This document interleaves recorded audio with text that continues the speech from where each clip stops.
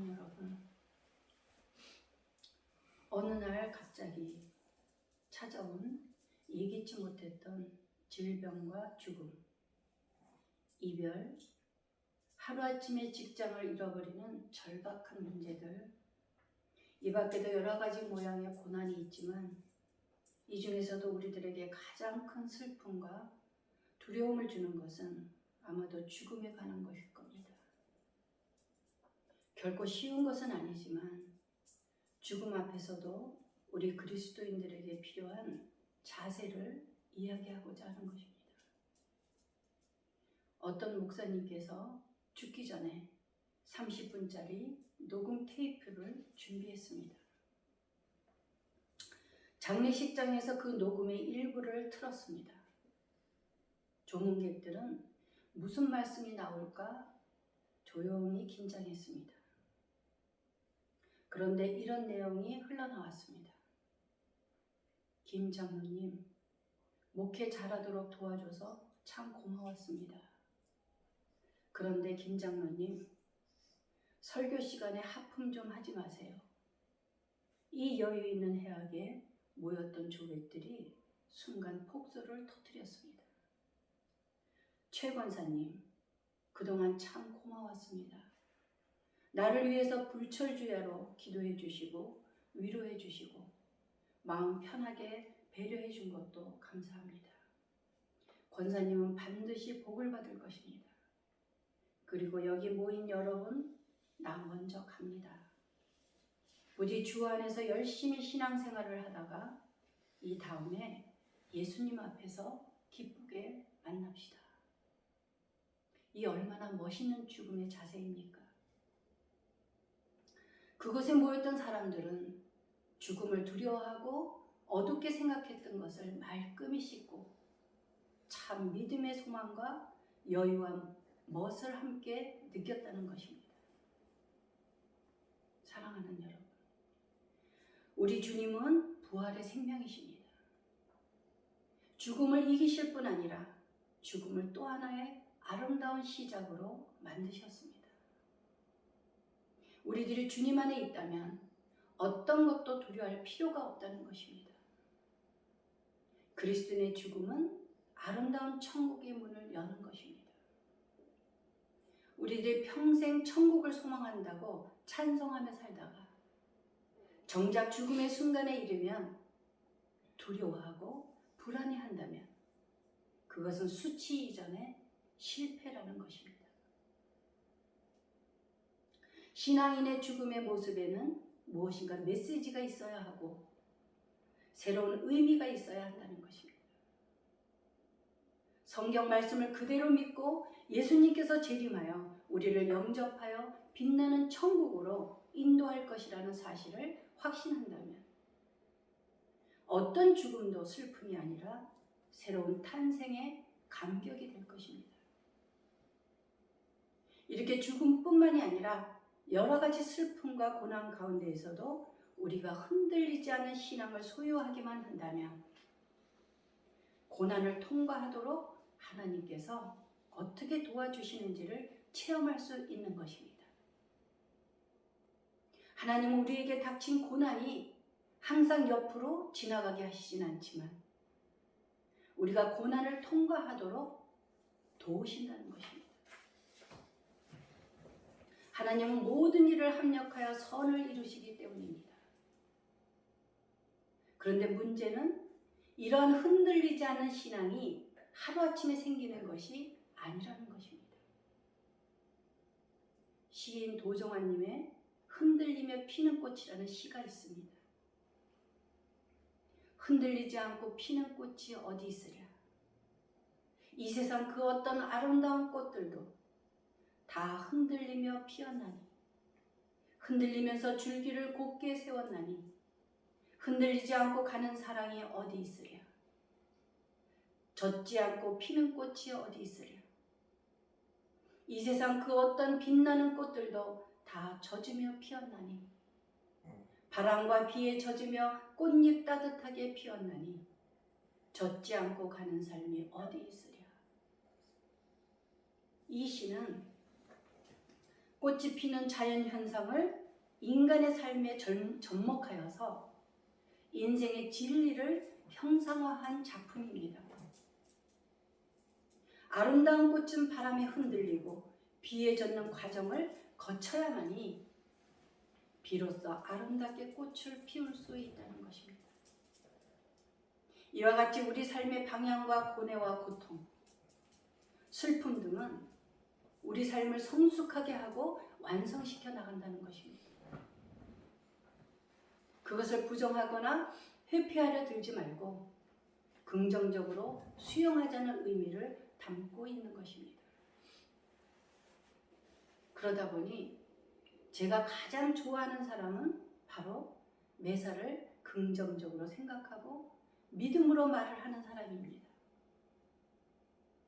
긍정적인 말은 상황이 좋을 때보다 안 좋은 상황에서 더욱 빛을 발하기 때문입니다. 긍정적인 말은 듣는 모든 사람에게 희망을 가질 수 있도록 힘이 되어줍니다. 극도로 안 좋은 상황에 놓인 본인이나 어려움을 겪는 모든 이들에게 긍정적인 말 한마디가 사람을 살리는 역할을 할 수 있다는 것입니다.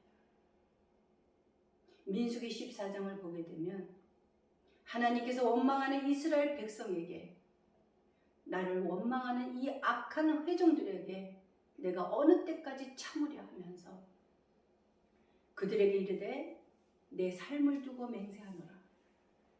너희 말이 내 귀에 들린 대로 내가 너희에게 행하겠다고 무섭게 선포하셨습니다.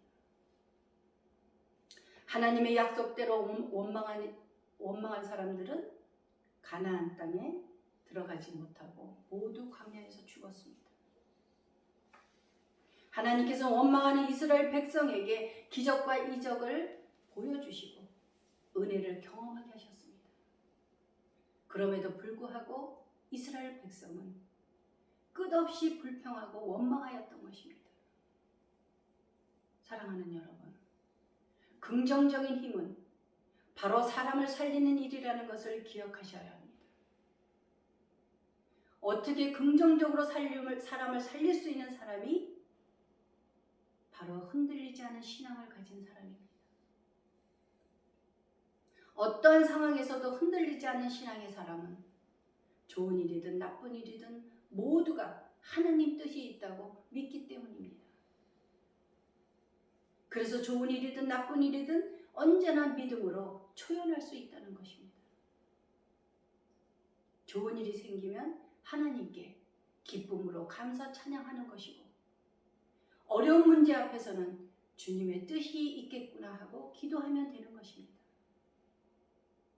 어려운 문제를 만났을 때 그 사람의 신앙이 드러난다는 것입니다. 그렇다면 흔들리지 않은 신앙을 소유하기 위해서는 어떻게 해야 할까요? 그것은 지속적으로 하나님 앞에 예배를 드리며 하나님의 말씀을 들어야 한다는 것입니다. 하나님께서는 우리에게 말씀으로 다가오시고 우리는 하나님께 기도하며 나아갈 때 우리의 신앙은 성장하고 영적으로 성숙한 사람이 되는 것입니다. 예배를 한 주간만 거르게 되면 벌써 세상 사람들에게 흡수가 되고 세속적인 것에 마음을 빼앗기고 마는 것입니다. 예전에 교회에 다녔다고 그때의 신앙이 그대로 유지되는 것은 아니라는 것입니다. 일반 성도뿐만이 아니라 목회자들도 마찬가지입니다. 영적으로 깨어있지 않으면 반드시 마귀가 오는 사자같이 삼키려고 달려들 때 넘어질 수밖에 없다는 것입니다.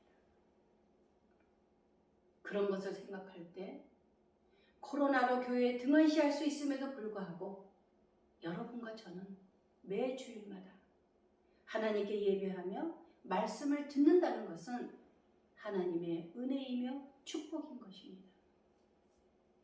이것은 인간의 노력으로 되는 것이 아닙니다. 하나님이 허락하셔야 예배도 가능하다는 것입니다. 우리가 하나님 아버지와 지속적인 관계를 유지할 수 있는 것은 말씀을 듣고 기도하는 것입니다.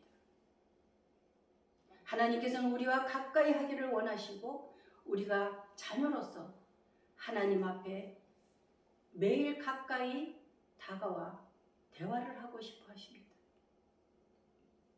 하나님께서는 예레미야 33장 3절에서 이렇게 말씀하십니다. 너는 내게 부르짖으라. 내가 내게 응답하겠고 내가 알지 못하는 크고 은밀한 일을 내게 보이리라. 사랑하는 여러분, 예레미야 33장 3절은 천국의 SOS 직통 전화번호입니다. 여러분이 급하게 도움이 필요할 때 이 전화번호를 사용해 보십시오. 그러면 하나님께서 우리에게 응답해 주실 것입니다. 사랑하는 여러분, 저는 매 주일마다 본문 말씀을 시편으로 계속 설교를 하고 있습니다. 시편 150편까지 끝내려면 시간이 얼마나 걸릴지는 알 수 없지만 저의 조그만 발행은 시편 설교집으로 책을 만드는 것입니다. 본문 말씀으로 들어가 보면 오늘 시편 26편 역시 다윗의 시로서 다윗이 기도의 사람이었다는 것을 알 수 있습니다. 다윗은 예수님의 족보에 들어가는 이스라엘의 두 번째 왕입니다. 아버지 이새의 여덟 아들 중 막내로서 베들레헴 언덕에서 양을 치다가 하나님의 백성을 다스릴 왕으로 뽑히게 됩니다. 왕위에 오르기 전에는 이스라엘 초대왕 사울 왕의 질투로부터 시작된 증오를 받아 대략 8년 동안을 광야의 도망자 신세로 살아야만 했습니다. 다윗은 목자여 군인이며 왕이자 탁월한 시인이었습니다. 그는 시적 감각과 음악성이 뛰어났으며 악기 연주에도 탁월한 능력을 발휘하며 시편 150편 중에서 74편을 시로 썼던 것입니다.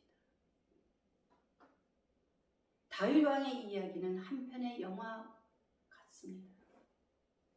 한 인간의 영광과 상처, 약속과 역경 속에서 살아가는 한 인간의 삶에 우리를 푹 빠지게 만드는 한편의 영화 같은 이야기입니다. 그런데 주인공은 다윗이 아니라 하나님이시라는 것입니다. 다윗 안에 계신 하나님이 어떻게 다윗을 이끌어 가시는지를 우리에게 가르쳐 주고 있는 것입니다.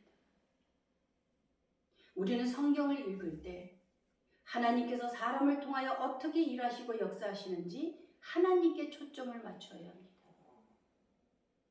그러므로 성경은 하나님께서 고난받는 사람들을 찾아와서 만나시고 그들을 고난 가운데 건져주시는 하나님의 이야기입니다. 신약과 구약 성경은 모두 고난받는 인간의 이야기를 기록하면서 그들이 하나님과 만나서 어떤 구원을 받았으며 어떤 감격과 행복을 얻었는지를 분명하게 증거하고 있는 것입니다.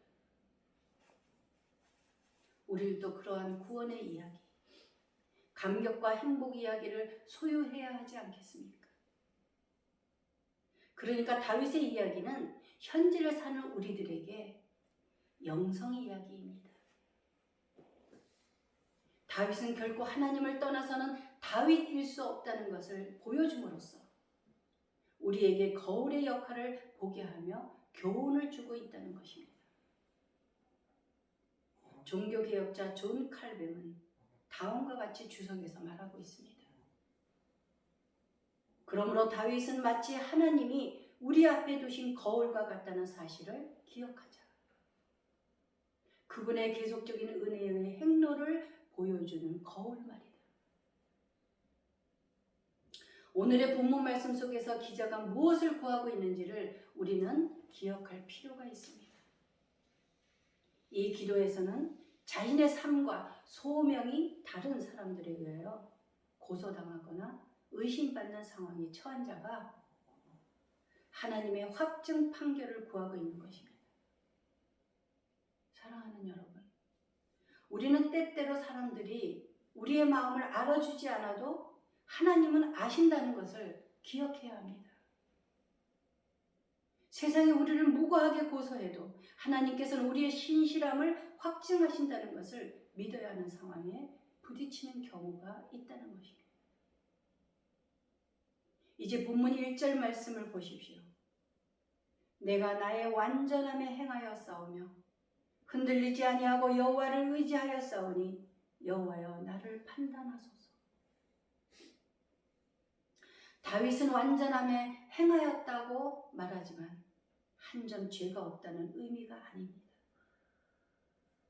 지금 다윗은 하나님이 재판관이 되어 주실 요청할 뿐 아니라 변호해 줄 친구를 보내달라든지 원수들이 마음을 바꿔먹게 해 주시기를 간청하지 않았습니다. 적이든 동지든 남들이 생각하는 바에 휘둘리지 않으며 더 나아가 스스로 내리는 평가에도 매이지 않겠다는 것입니다. 고린도전서 4장 4절에서도 바울 역시 이렇게 단언합니다. 내가 자책할 아무것도 깨닫지 못하나 이로 말미암아 의롭다함을 얻지 못하노라. 다만 나를 심판하실 이는 주시니라. 그러므로 때가 이르기 전 곧 주께서 오시기까지 아무도 판단하지 말라. 그가 어둠에 감추인 것들을 드러내고 마음의 뜻을 나타내시리니 그때에 각 사람에게 하나님으로부터 칭찬이 있으리라. 다윗은 임금 노릇을 하면서 부패 행위를 저질렀고 악한 무리와 손을 잡았으며 뇌물을 받았다는 억울한 고발을 당하였습니다. 여러분은 이러한 상황에 놓였을 때 억울하게 하는 이에게 대들고 싸우고 결판을 내려고 덤벼들겠습니까? 다윗은 이러한 억울한 상황에서 자신의 무죄를 변호해 줄 것을 하나님께 탄원하며 간구하고 있다는 것입니다. 이러한 내용의 탄원은 무고하게 고소당했거나 타인에 의하여 상해를 입은 자가 진실을 밝히기 위해서 올려지는 것입니다. 누가복음 18장 3절을 보게 되면 예수님의 말씀 속에 등장하는 한 과부의 처지와 흡사한 상황입니다. 그 과부는 그녀의 원수에 대한 원한을 풀어달라고 재판관에게 나와 계속 탄원하고 있습니다. 무죄한 자가 탄원을 올리면 그의 결백함이 밝혀지는 것은 당연한 것입니다. 하나님은 이러한 기도를 개인과 나라들을 심판하는 최고의 권위를 지닌 재판관으로서 들으신다는 것입니다. 사랑하는 여러분, 하나님께서는 사실을 아실 뿐 아니라 사람 속에 숨겨져 있는 뜻과 마음까지도 너무나 잘 아신다는 것입니다. 본문 2절에서 이렇게 말씀하고 있지 않습니까? 여호와여 나를 살피시고 시험하사 내 뜻과 내 양심을 단련하소서.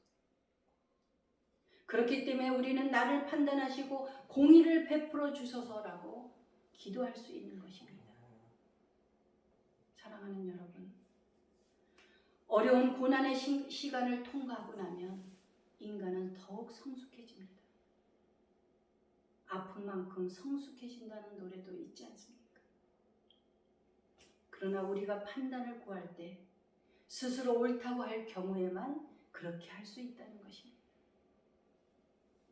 다윗은 이렇게 기도하고 있습니다. 주의 진리 중에 행하여 허망한 사람과 같이 앉지 않았으며 간사한 자와는 동행하지도 아니할 것이요 행악자의 집회를 미워하고 악한 자와 같이 앉지 아니하였다고 자신의 무죄를 위해서 판단을 구하고 있는 것입니다. 이제 다윗은 끝으로 1절의 시작과 마찬가지로 11절에서 완전함의 행함을 이야기하고 있습니다. 나는 나의 완전함에 행하오리니 나를 속량하시고 내게 은혜를 베푸소서. 우리는 오늘 시편 말씀을 통하여 교훈을 얻을 수 있는 것은 무엇이 삶을 완전하게 만드는가입니다.